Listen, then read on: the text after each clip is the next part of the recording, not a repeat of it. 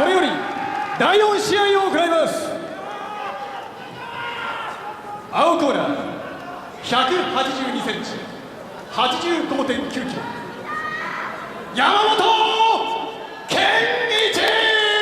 Yamamoto's 28, 6 feet tall, 185 pounds, 0-2 in Pride Fighting Championships. 赤コーナー175センチ 86.2 キロ箕輪Ikuhisa. Minowa is also 28, 5'9", 185 pounds, 0-3 in Pride Fighting Championships. So a couple of winless fighters, but really let's not let their records fool you. Minowa's been in the ring against the likes of Quinton Rampage Jackson, Vanderlei Silva, and Gracie, while one of Yamamoto's losses in Pride was to Kevin the Monster Randleman at Pride 23. I predict that this is going to be a good fight. It's my prediction. I hope I'm right, but the two little fireballs, you watch. Yamamoto ended up winning a UFC J belt, beating Daiju Takase and Shimoji Fuji at UFC 23 Ultimate Japan 2. That was probably the highlight of his career thus far.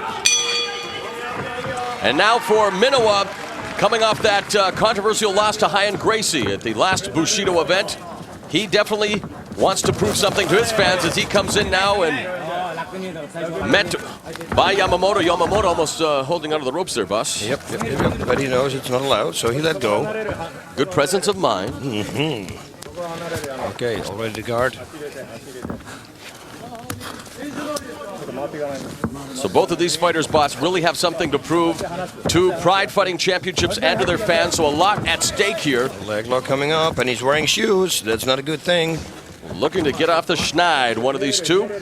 And you're right, with Minowa on the top, now looking to maybe get side control, but Yamamoto busy underneath. Keeping him at bay there as you see him with his right arm, trying to keep Minowa away. Push him back into the corner so he can't escape from him anymore.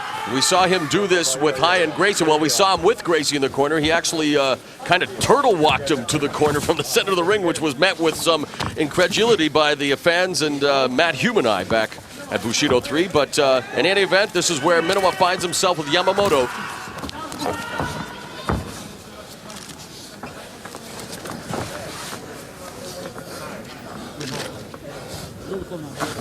Yep. We're going to tell you, boss, earlier that the next time Pride Fighting Championships will be on pay-per-view is August 22nd. Promises to be one of the biggest events in Pride history. It is Final Conflict 2004, featuring the Final Four in the heavyweight tournament: Sergei Haratonov, Naoya Ogawa, Fyodor Emelianenko, and Antonio Rodrigo Nogueira. In addition to that, it will be Vanderlei Silva taking on Yuki Kondo. Lots of other great matchups. Definitely join us. Pay-per-view August 22nd for Final Conflict 2004. Now, if this is going to continue a little longer, they will both receive a red card. Whoa, that's good.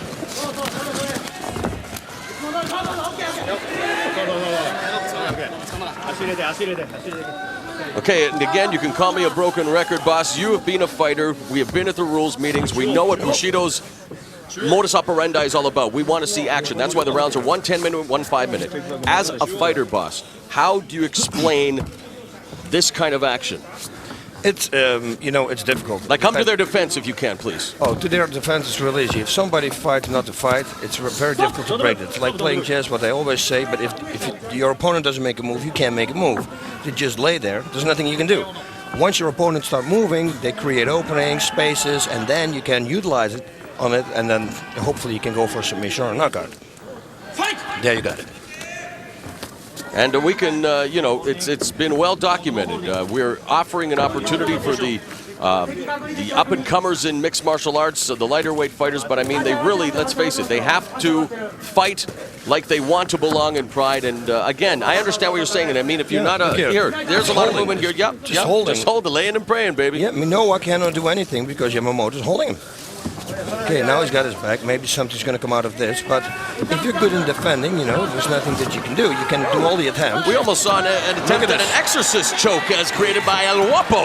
The exorcist. Now look at this, the ground and pound from Minowa. Waking the crowd from their slumber. Like the mouthpiece is falling out. And it is over. And the crowd look at him saluting Ikuhisa the Punk Minowa. Wow. And from Minowa, long time coming in Pride Fighting Championships, he's probably saying to himself, finally, he records his first victory in Pride against Kenichi Yamamoto, 3 minutes and 23 seconds of round number 1, boss.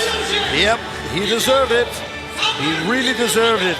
Because last time, for what I understand, he deserved the victory. That's what I read. I didn't see the fight, so I can't comment on it. And, you know, he's a little, not little, they're 185 pounds. I say every time little because we're at the Bushido, we think they're smaller, like 155, but he's a firebomb. Yamamoto dejected, falls to 0-3 in his Pride career. Let's go back to the replay, boss, and really all of the action we saw in this fight. Yep. Look at this. It's like you said, he could have gone there for the exorcist move, but he decided to turn all the way over, go to the mount position, and yeah, you see it. Mouthpiece is falling out while he's hitting him.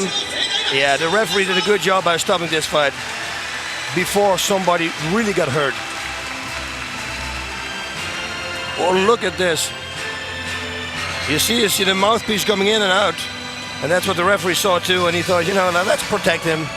And with the Japanese flag, Ikuhisa the Punk Minowa wins this battle of the Land of the Rising Sun as he defeats Yamamoto with the ground and pound.